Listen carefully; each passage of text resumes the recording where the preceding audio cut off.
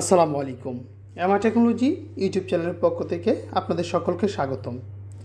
আজকে আপনাদের সাথে কথা বলবো শেয়ার বাজারের নিউজ নিয়ে একটি কথা বলবো।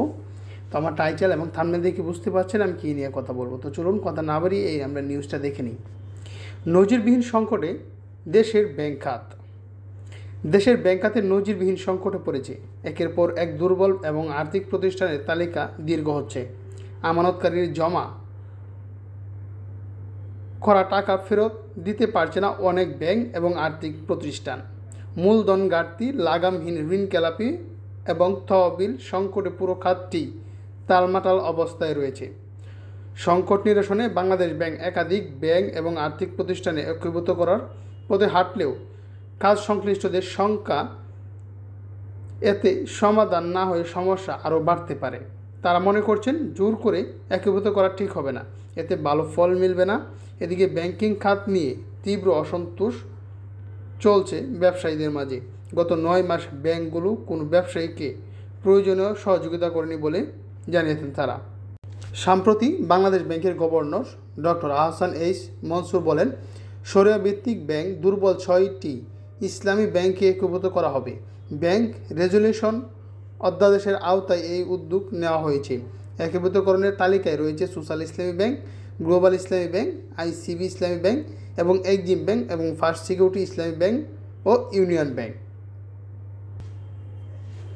বেসরকারি ব্যাংক এমডিদের সংগঠন association of bankers Bangladesh ABB সাবেক চেয়ারম্যানুল ইসলাম বলেন, ব্যাংকগুলোর ফরেন্সিক অডিট শেষ হয়নি, ক্ষতি নিম্নরূপ হয়নি, ভ্যালুয়েশন হয়নি।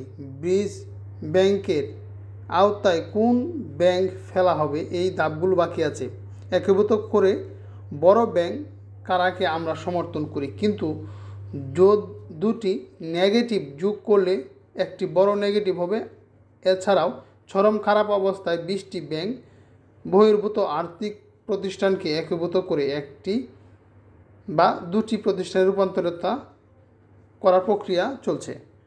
বাংলাদেশ ব্যাংকের তথ্য অনুযায়ী এসব প্রতিষ্ঠানের মোট ঋণের 83.16% খেলাপি। 22,127 কোটি টাকা আমানতের বিপরীতে এসব আর্থিক প্রতিষ্ঠানের লোকসান দাঁড়িয়েছে 23,488 কোটি টাকা। বাংলাদেশ ব্যাংকের নতুন নীতিমালার কারণে 2024 ডিসেম্বরের শেষ ব্যাংক খাতে ঋণ খেলাপির পরিমাণ দাঁড়িয়েছে 3,85,765 কোটি টাকা। এই ঋণ বোঝা ব্যাংকগুলোর স্বাভাবিক কার্যক্রম পরিচালনা করে প্রায় অসম্ভব।